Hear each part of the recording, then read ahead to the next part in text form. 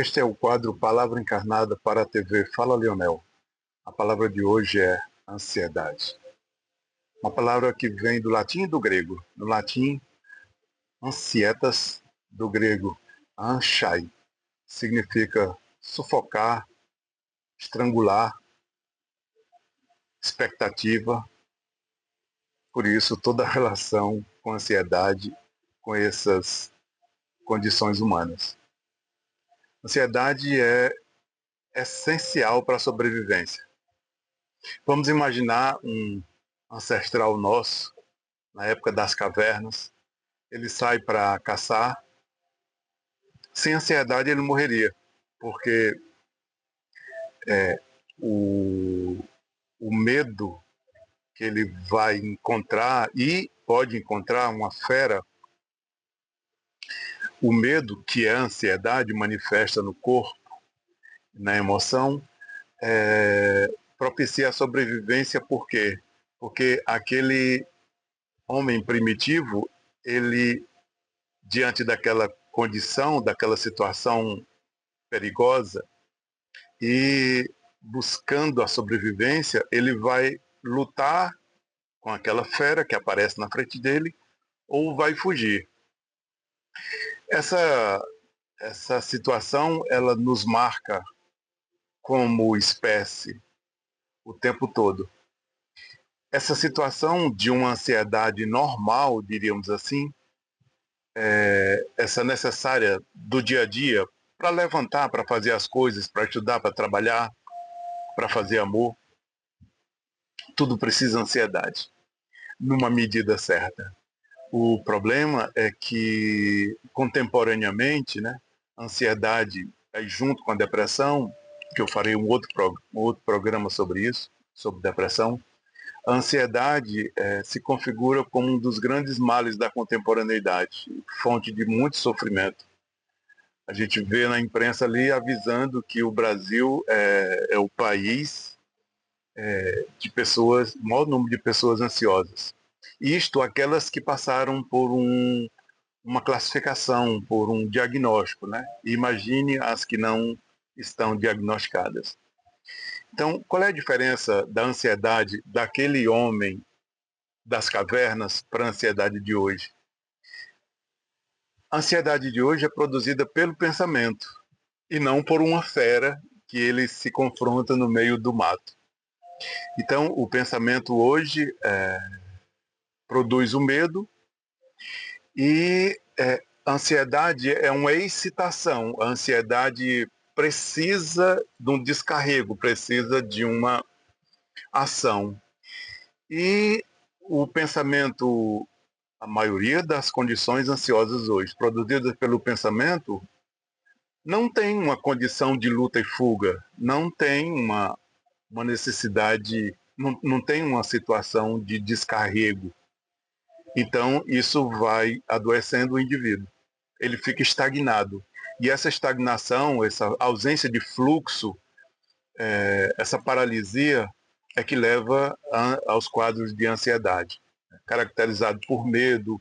E aí uma sintomatologia muito interessante manifesta no corpo, né? Desde sudorese, tremores, palpitação, problemas no trato gastrointestinal, confusão dos pensamentos, etc.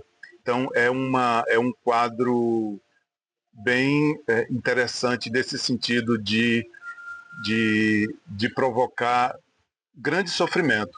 Vamos imaginar um dos tipos de ansiedade, que é a síndrome do pânico.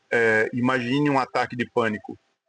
Num ataque de pânico, a pessoa... Pânico é um medo desmedido, é um medo sem limites. Então, num ataque de pânico, que dura em torno de 20 minutos a 30 minutos, ninguém morre de um ataque de pânico, mas a sensação, a emoção que vem junto, é porque a ansiedade é um quadro tão complexo que envolve pensamento, emoção e corpo, né? Então, num ataque de pânico, a emoção que vem junto é de uma morte iminente. E como é comum as pessoas correrem para um pronto-socorro para dizer eu estou tendo um infarto, porque a um ataque cardíaco, o coração dispara, uma sudorese, uma sensação de que vai desmaiar, e são sintomas muito semelhantes com problemas de um ataque cardíaco. Então, é uma ansiedade, atualmente, é uma condição de muito sofrimento e de muita comorbidade, porque são vários tipos.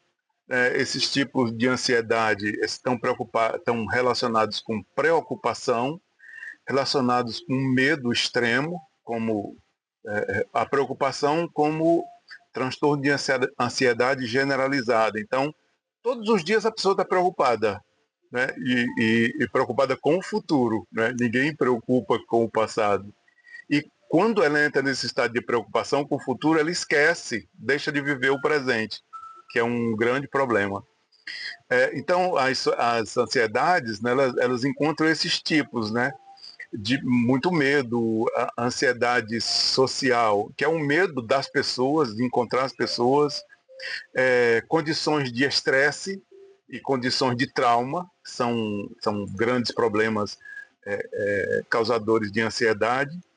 E o certo é que essas condições levam a sintomas incapacitantes, sintomas que aí, com o passar do tempo e a ausência de tanto de diagnóstico, de conhecimento, de tratamento, o indivíduo vai entrando numa certa condição de afetar todas as áreas da sua vida. E os tratamentos? Os tratamentos são eficazes, né? A gente tem chama de psicoeducação, que é uma capacidade de desenvolver um autoconhecimento, uma consciência, a mudança nos estilos de vida, acessar técnicas de desacelerar, né?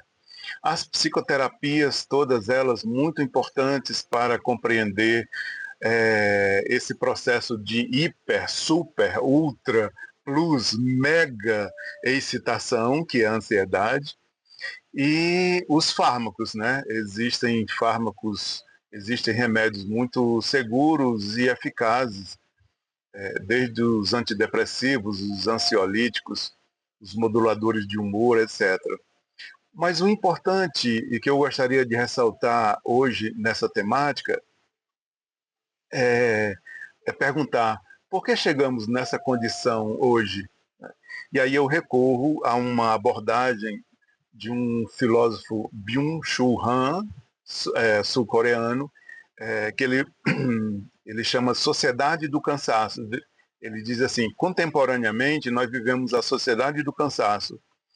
É um aspecto tóxico do desempenho. Nós temos que ter alto desempenho, alta performance, muita positividade, né? Veja as redes sociais, tudo tem que aparecer positivo, feliz, na foto, como dizia ali.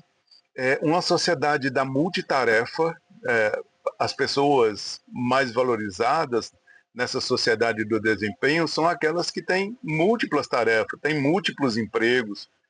As pessoas sequer dormem, né? Ou o sono tem uma péssima qualidade. Muita hiperatividade,